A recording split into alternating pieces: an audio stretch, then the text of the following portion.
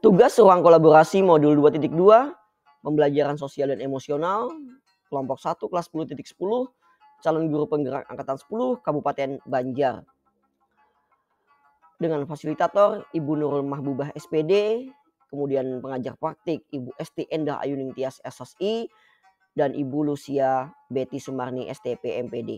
Dengan anggota kelompok Ibu Yulianti Mayangsari, Pak Amin Rahmat, dan saya sendiri Aan Setiawan. Latar belakang, pembelajaran sosial emosional dapat diartikan sebagai pembelajaran kolaboratif yang melibatkan seluruh pihak terkait yang bertujuan untuk melatih kemampuan peserta didik agar dapat memahami, mengolah, dan mengekspresikan aspek sosial dan emosional pada diri peserta didik agar sukses melakukan berbagai aktivitas hidup seperti belajar, membangun hubungan, menyelesaikan masalah sehari-hari, dan beradaptasi terhadap berbagai macam tuntutan perubahan dan perkembangan. Tujuan memberikan pemahaman, penghayatan, dan kemampuan untuk mengelola emosi atau kesadaran diri, menetapkan dan mencapai tujuan positif atau pengelolaan diri, merasakan dan menunjukkan empati kepada orang lain atau kesadaran sosial, membangun dan mempertahankan hubungan yang positif atau keterampilan membangun relasi, dan keputusan yang bertanggung jawab atau pengambilan keputusan yang bertanggung jawab. Nah, ada 5 ide penerapan kompetensi sosial emosional pada kelas 3 sampai 6 sekolah dasar, yaitu kesadaran diri, manajemen diri, kesadaran sosial, keterampilan berelasi, dan pengambilan keputusan yang bertanggung jawab.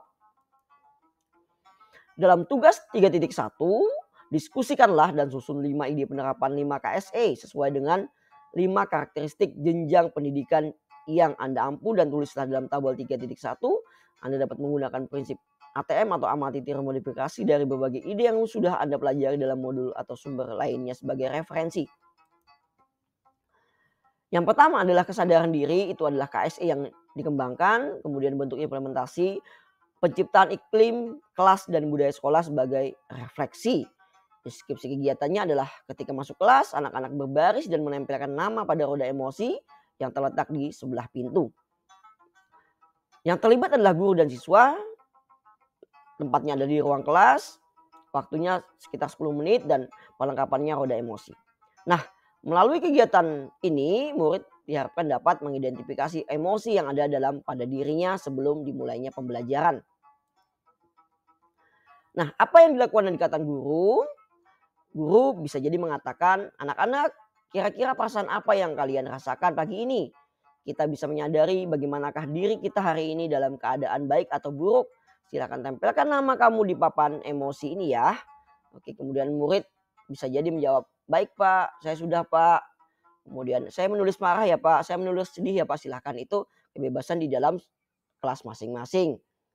Nah, kemudian yang kedua adalah manajemen diri, KSE yang dikembangkan. Kemudian bentuk implementasinya adalah penciptaan iklim kelas dan budaya sekolah atau keyakinan kelas, atau dalam pengingatan kembali tentang keyakinan kelas. Deskripsi kegiatannya yaitu guru meminta murid untuk kembali mengingat dan membacakan keyakinan kelas yang telah mereka buat bersama-sama. Yang terlibat adalah guru dan siswa. Tempatnya ada di ruang kelas, waktunya sekitar 5 menit. Kemudian perlengkapannya adalah poster keyakinan kelas. Nah, melalui kegiatan ini murid diharapkan dapat mengelola emosi diri, menggunakan strategi pengelolaan stres, dan membantu untuk membangun mindfulness. Kemudian apa yang dilakukan dan dikatakan guru yaitu bisa jadi gurunya menyampaikan anak-anak sangat penting dalam mengelola diri dan manajemen diri agar mampu mengatur emosi, pikiran, dan perilaku dalam berbagai situasi. Oleh karena itu, masih ingatkah kalian keyakinan kelas kita? Apa saja keyakinan kelas kita? Bisa jadi murid-murid juga menjawab, ada menghormati dan menghargai orang lain Pak. Kemudian ada yang menjaga kebersihan Pak, atau datang tepat waktu Pak. Itu silahkan, akan terjadi sebuah perbincangan dua arah antara guru dan peserta didik. Nah, kemudian yang ketiga adalah KSE yang ingin dikembangkan yaitu kesadaran sosial. Bentuk implementasinya integrasi praktik mengajar guru dan kurikulum akademik. Dalam hal ini adalah mengelola empati diri. Deskripsi kegiatannya yaitu guru membuat kelompok siswa yang bervariasi untuk meningkatkan kolaborasi antar siswa di kelas. Yang terlibat adalah guru dan siswa, kemudian di ruang kelas, waktunya 30 menit dalam kegiatan inti di jeda pembelajaran. Persiapan menuju pembentukan kelompok. Pelengkapannya ada LKPD, kertas warna. Nah, melalui kegiatan ini, murid diharapkan dapat mengenal siswa lain dengan berbagai karakter, kemudian mengakui kemampuan orang lain dan menyadari diri tentang keberadaan orang lain. Nah, kemudian apa yang bisa dilakukan dan dikatakan guru? Yang dikatakan guru, sekarang silakan kalian membentuk 4 kelompok sesuai kertas warna yang kalian pilih ya. Kemudian kalian berdiskusi mengenai topik, misalkan topik negara pendiri ASEAN yang telah Bapak atau Ibu sediakan di LKPD. Diskusikan dengan baik, gunakan bahasa yang baik, dan hargai pendapat teman apabila ada perbedaan pendapat. Kemudian dalam peserta didik juga bisa jadi menjawab, ada misalkan saya kurang sependapat dengan pendapatnya Budi. Kemudian Indra juga menjawab, menurut saya seperti ini dan sebagainya. Nah, kemudian KSE yang ingin dikembangkan yang keempat adalah keterampilan relasi. Bentuk implementasinya adalah integrasi praktik mengajar guru dan kurikulum akademik. Dalam hal ini adalah mengelola empati diri. Deskripsi kegiatannya adalah mengadakan diskusi dan pemecahan masalah secara kolaboratif. Yang kedua adalah membiasakan 3S yaitu salam, senyum, dan sapa ketika berinteraksi. Yang terlibat adalah guru dan siswa, tempatnya di ruang kelas, bisa jadi di luar kelas juga. Waktunya 1 minggu sekali, pelengkapannya adalah LKPD, alat tulis, dan poster 3S. Nah, melalui kegiatan ini, murid diharapkan dapat mempertimbangkan pandangan orang lain, menyelesaikan permasalahan melalui diskusi inquiry, dan menunjukkan sikap sopan santun kepada orang lain. Nah, kemudian apa yang bisa jadi dikatakan guru? Yang pertama, dalam kegiatan pertama, silakan anak-anak berdiskusi tentang LKPD yang telah dibagikan dan temukan solusi dari masalah yang ditemukan. Kegiatan pertama. Kemudian kegiatan kedua, silakan anak-anak ketika berinteraksi dengan orang lain, biasakanlah untuk mengucapkan salam, senyum, dan saling menyapa. Nah, kemudian salah satu ada juga peserta didik yang menjawabkan, bisa jadi salah satu kekurangan dari solusi ini adalah ini. Kemudian menurut saya ini seperti apa gitu ya. Jadi akan timbul diskusi dua arah kembali. Nah, kemudian yang kelima adalah yang ingin dikembangkan yaitu pengambilan keputusan yang bertanggung jawab. Bentuk implementasinya adalah penciptaan iklim kelas dan budaya sekolah. Deskripsi kegiatan adalah diskusi tentang keyakinan kelas dan organisasi kelas.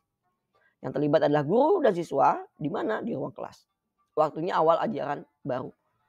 Pelengkapannya adalah sticky notes, papan keyakinan, gambar struktur kelas, dan ATK.